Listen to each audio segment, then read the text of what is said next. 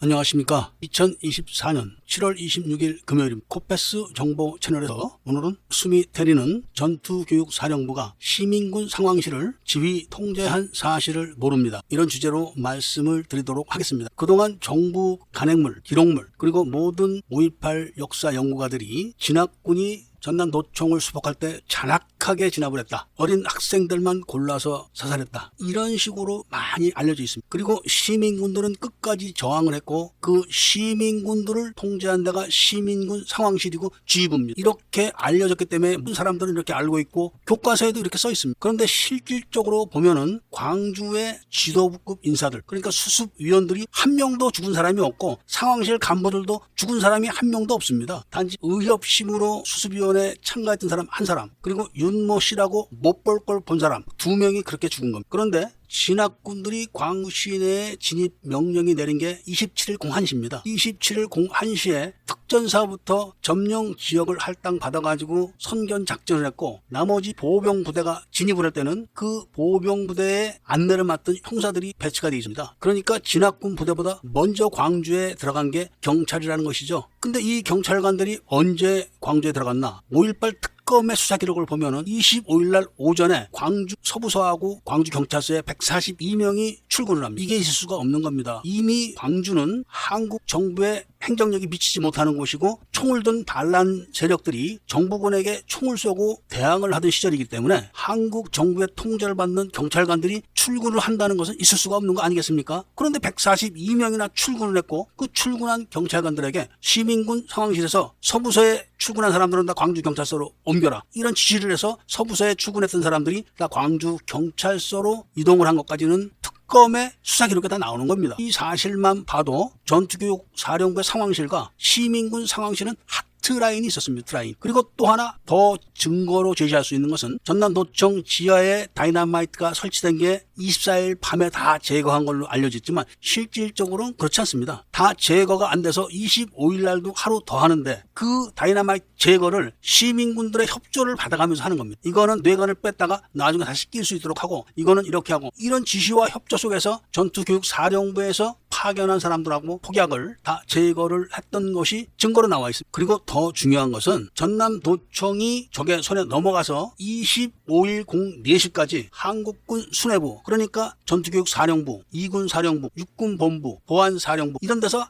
아무런 행동도 안 한 겁니다. 그리고 25일 04시가 돼서 이희성 계엄사령관이 전투교육사령부에게 도청 수복 계획을 짜라, 이런 지시를 새벽 4시, 바로 그 시간이 이글서리가 공해상으로 나간 시간입니다. 그리고 나서 최규하가 슬슬 광주에 내려가서 바람을 잡습니다. 이런 것만 봐도 상충부에서는 무슨 문제가 있다, 이런 느낌을 받을 것입니다. 그런데 전투교육사령부에서 25일날 경찰관 142명을 광주 경찰서하고 경찰서에 142명을 출근을 시키고, 그리고 도청 지하에서는 폭발물 해체 작업을 또 하고, 그것도 시민군 상황실과 시민군의 협조 아래서 같이 하는 겁니다. 같이. 이런저런 준비가 안 돼서 26일날 진압작전을 못하고 그 핑계를 어떻게 됐냐면은 작전 비밀이 자꾸만 새나가서 작전을 할 수가 없다, 이렇게 핑계를 내고 하루를 연기한 거. 폭발물 해체도 덜 됐고 도청에서 총을 들고 사수를 하면서 죽어야 할 어린 학생들의 포섭이 덜 된 겁니다. 바로 26일 날 학생들 3명이 집으로 가다가 특전사 7공수 반모모 소위 이모모 하사가 한 팀인 그 팀에게 딱 걸린 겁니다. 그래서 주머니를 뒤져보니까 노란 봉투에 10만 원씩 들었던 겁니다. 그 당시에 국공무원 월급이 9만 원 정도밖에 안 됐습니다. 그러니까 학생들에게 10만 원씩 준 것은 바로 도청을 사수하는 그 대가를 준 겁니다. 그래서 특전사 군인들이 학생들에게 돈을 돌려주고 집으로 가라, 이렇게 해서 보냈는데 이 학생들이 집에 가서 돈을 전달해주고 다시 시민군 본부로 가가지고 그 이야기를 한 겁니다. 그래서 이 비밀을 지키기 위해서 27일날 광주 공원으로 침투하던 7공수 반소위를 갱생원 소대가 딱 지키고 있다가 이마를 카빈총으로 정통으로 저격해서 없애버린 거예요. 그런데 총소리와 함께 순식간에 이모모 소위는 엎드려가지고 살았는데 이 사람이 바로 그때부터 트라우마가 생긴 겁니다. 제가 5.18 연고대생 채널을 운영할 때 그 이야기를 처음부터 끝까지 저에게 다 해줬습니다. 내가 어디 산다, 이 말까지 다 해줬죠. 진압부대와 저항부대가 사이좋게 의논해가면서 작전 계획을 짜고 26일 날 광주에 의인들이 있다, 그렇게 해가지고 전남도청부터 걸어서 광주 통합병원 앞에까지 직접 가서